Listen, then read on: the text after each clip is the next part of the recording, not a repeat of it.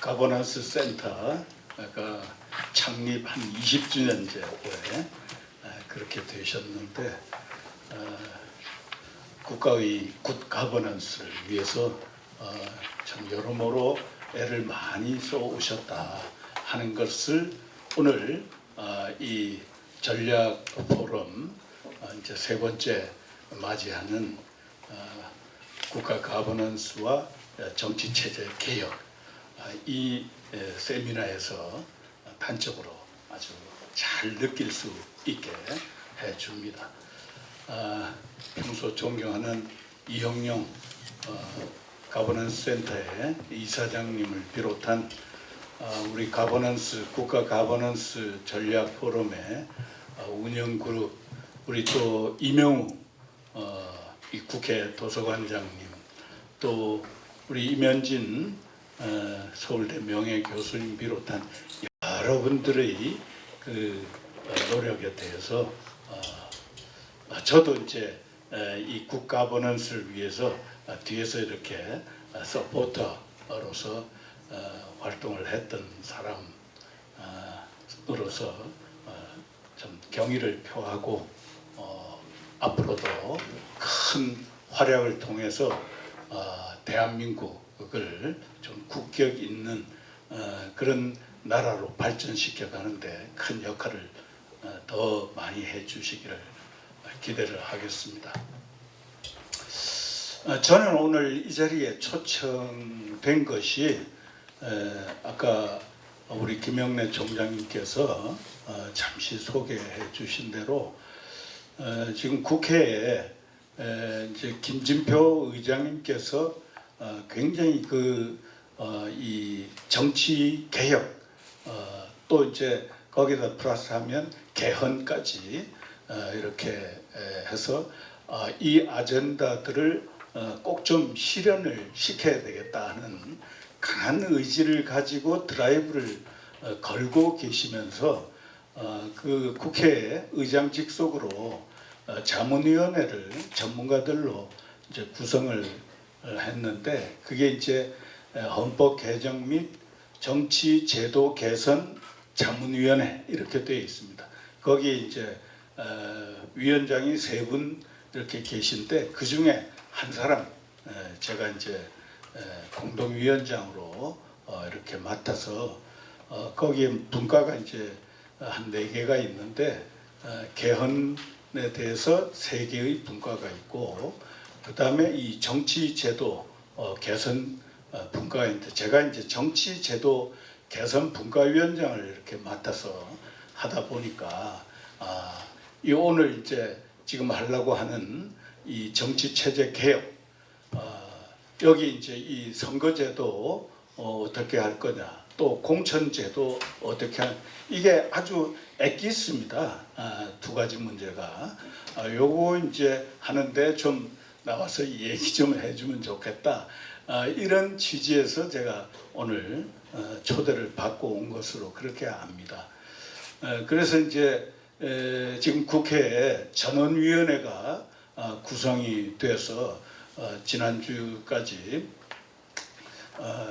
의원들 상당수 많은 의원들이 전체 한 80분이 얘기하셨네요. 100명, 한 100분 정도가 이제 발언을 해서 이제 발언 내용들을 다 분석을 해가지고 이 소선거구제를 지향하는지 또 이제 제시되어 있는 그 대안으로 나와 있는 이제 중대선거구제 이런 걸 지향하는지 또 이제 비례대표 이 좀 개선 방안에 대해서 어떤 의견들을 갖고 있는지 이걸 전부 모니터링 해가지고 다 분석을 해서 이제 합의를 위한 전원위원회 소위원회를 이제 구성하게 되는 것 같습니다. 거기서 이제 합의안을 이제 죽든 살든 만들어내야 되는 거예요.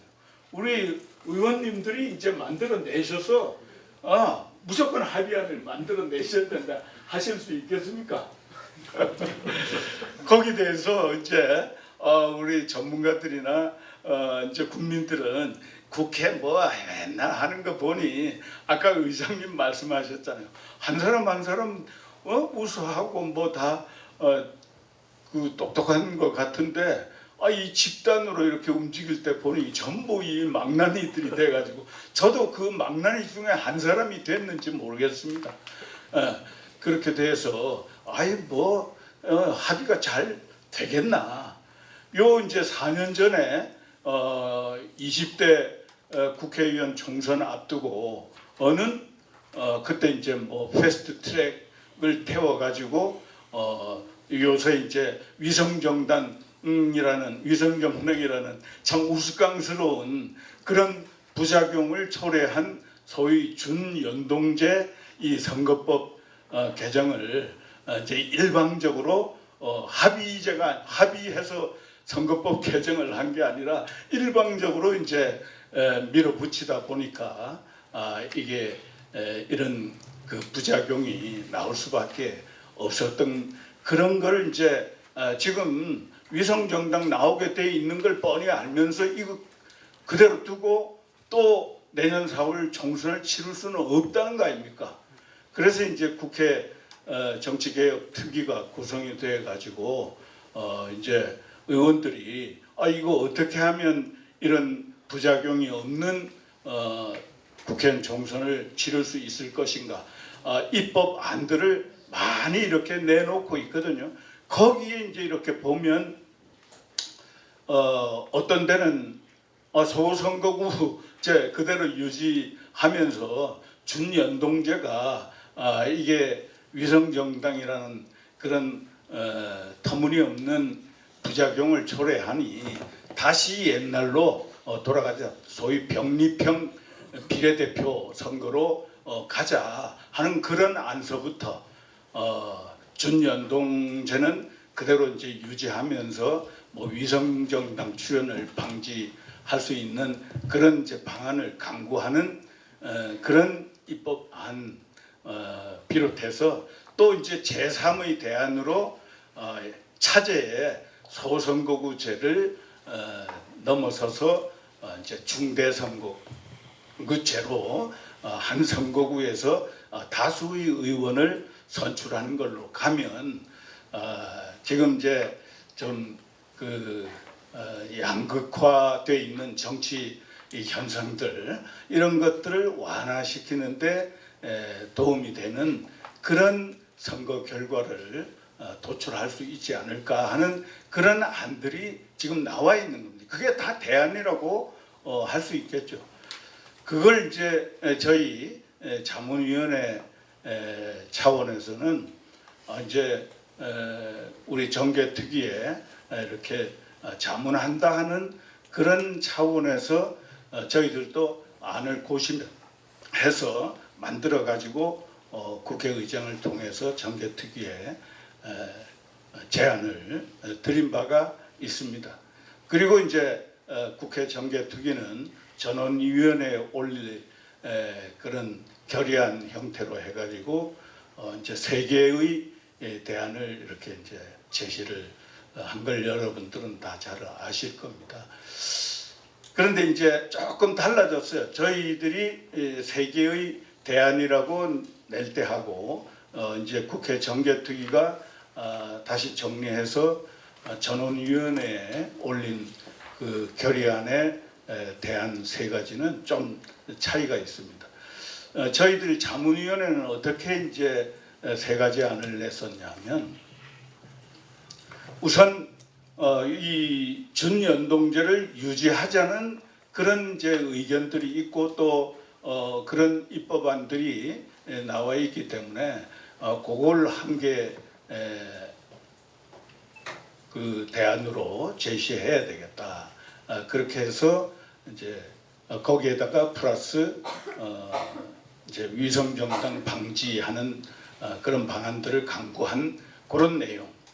그다음에 이제 두 번째는 또 이제 한쪽에서는 그 준연동제 그 문제 많으니 옛날로 환원하자 이게 또 있지 않습니까? 그래서 역시 소선거구제를 유지하면서 종전 병립형으로 비례대표 선거를 하는 그런 내용으로 돌아가는 안 하나.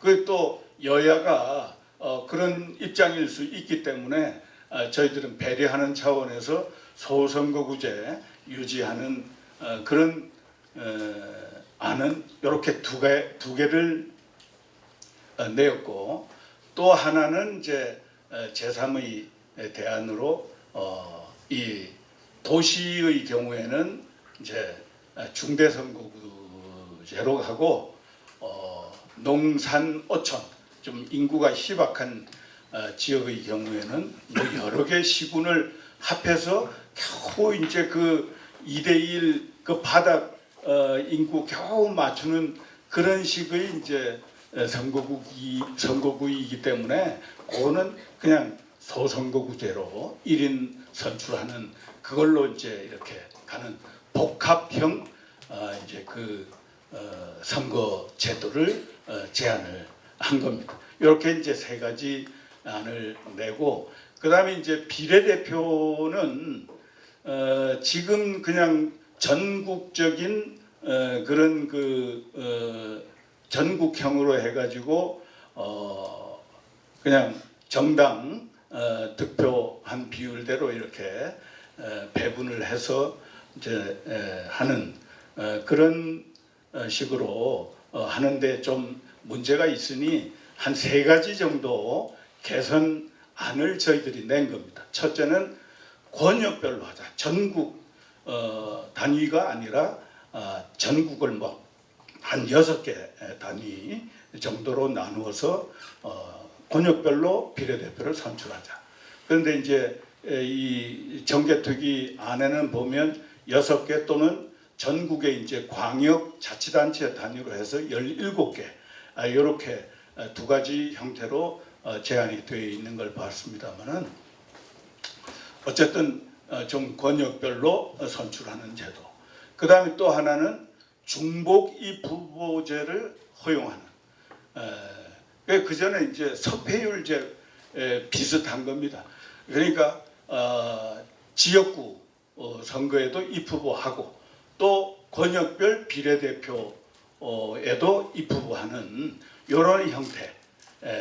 그래서 지역구에서 낙선하더라도 이제 비례대표에서 선출돼가지고, 우리나라 이제 뭐 영원한 보면 다 이렇게 나눠지지 않습니까?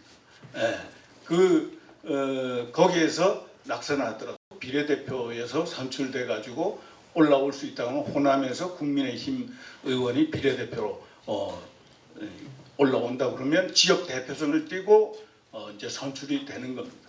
또 마찬가지로 민주당 의원들이 TK 지역에서 지역구 낙선을 하더라도 비례대표로 또 당선돼 가지고 그 지역의 대표성을 띠고 올라올 수 있도록 이렇게 이제 하는 중복 입후보 허용. 그다음에 이제 세 번째는 이게 이 비례대표가 국민들로부터 상당히 불신을 받는 데는 이게 이제 밀실에서 그냥 후보들을 이렇게 이제 자기네들이 이렇게 만들어 가지고 순번까지 전부 당 지도부의 그 자의적인 이제 그런 형태로 딱 이렇게 제시되는 폐쇄형 명부인데, 그래서 이제 득표한 비율대로 이제 그 순번에 맞춰서 당선자가 결정되는 이런 방식이 국민들로부터 불신이 높으니 이 개방형으로 해가지고 국민들이 순위 없이 제시하도록 하고, 정당은 거기서 선호하는 후보까지 투표할 수 있도록 하는 요게 이제 개방형 비례대표 그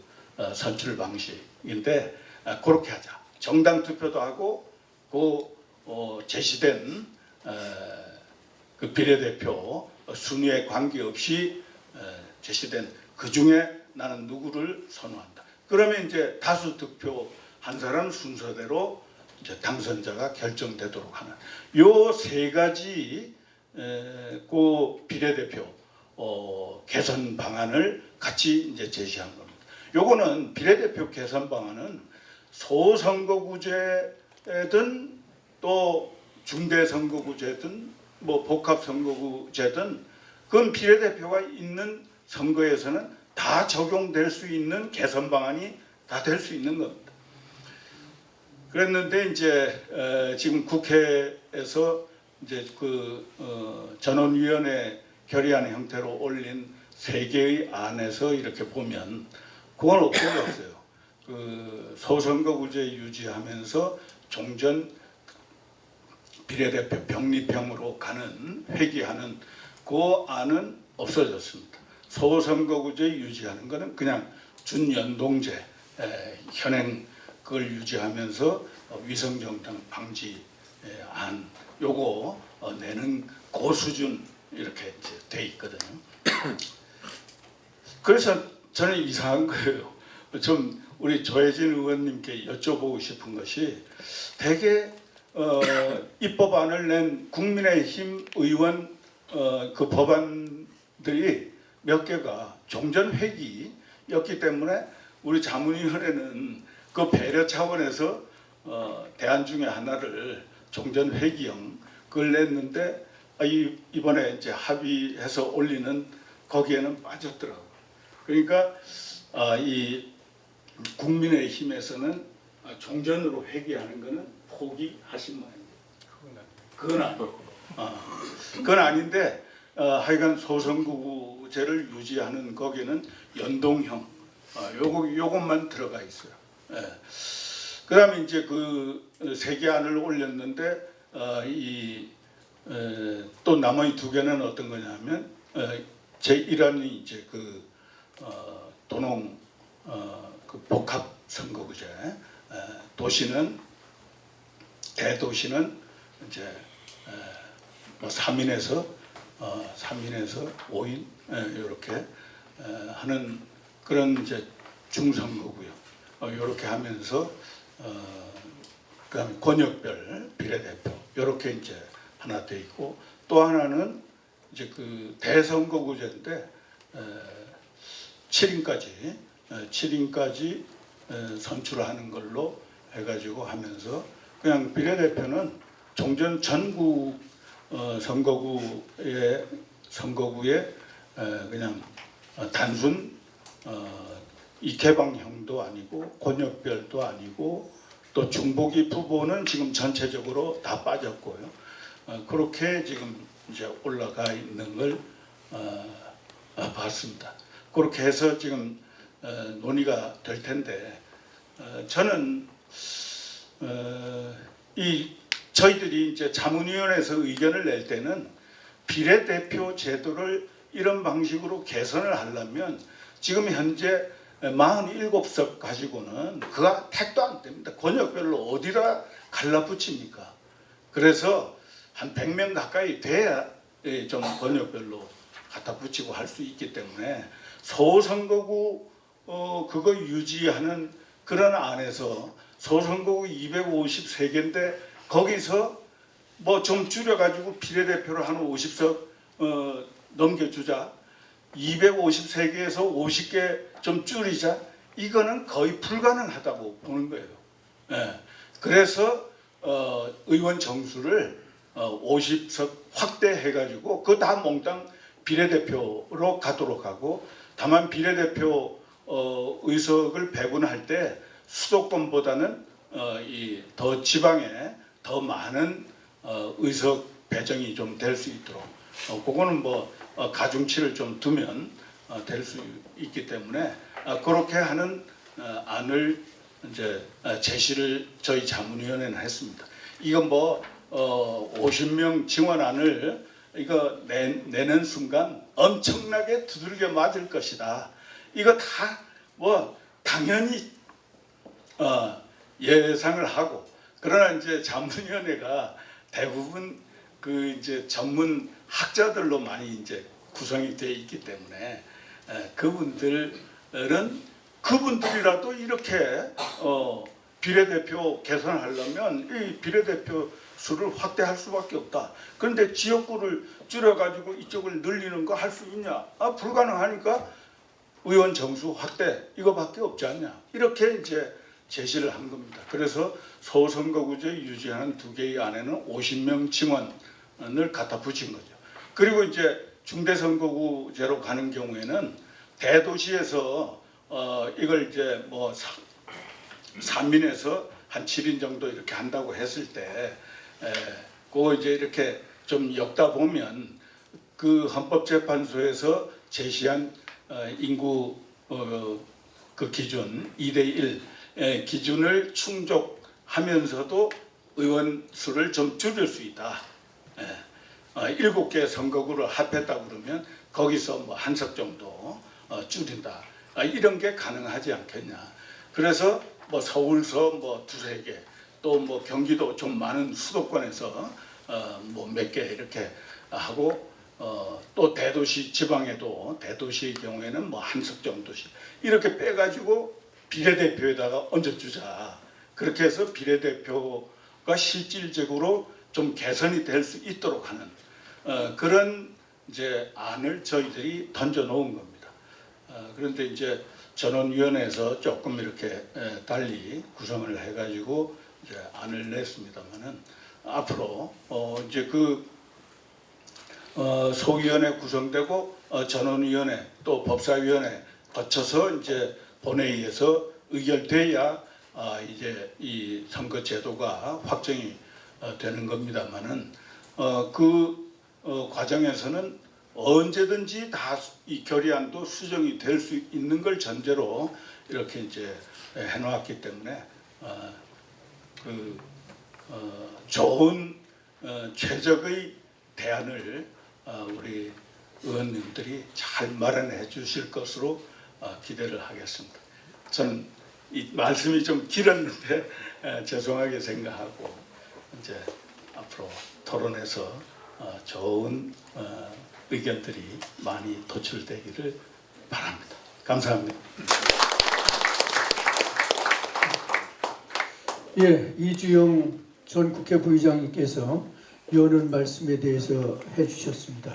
뭐 여러분들이 들으신 것 마찬가지로 이주영 전 국회 부의장님은 제가 알기에는 어쨌든 국회의원으로 계실 때 가장 정책 마인드가 아주 강하셨던 분으로 알고 있습니다. 제가 2000년도에 한국 매니페스토 운동을 주도했을 때 그 당시에 국회에서도 제일 관심을 갖고 그 운동에 동참해 주시고 또 제가 일본의 그 세미나에 이주영 부의장님하고 같이 갔었는데 거기서도 자리 한 번 안 뜨시면서 어떻든 그 세미나의 내용을 아주 다 메모해 오시면서 경청하시는 그러한 광경을 봤습니다. 어떻든 그런 식의 차원에서 말씀드린다 그러면 이주영 전 국회 부의장님이 말씀하신 것과 마찬가지로 지금 여러 가지 그 대안이 제시되고 있는 선거제도, 공천제도 같은 거에 대해서는 정말 여러 가지 우려를 많이 하시는데 아마 하시는 말씀이 상당히 많으실 걸로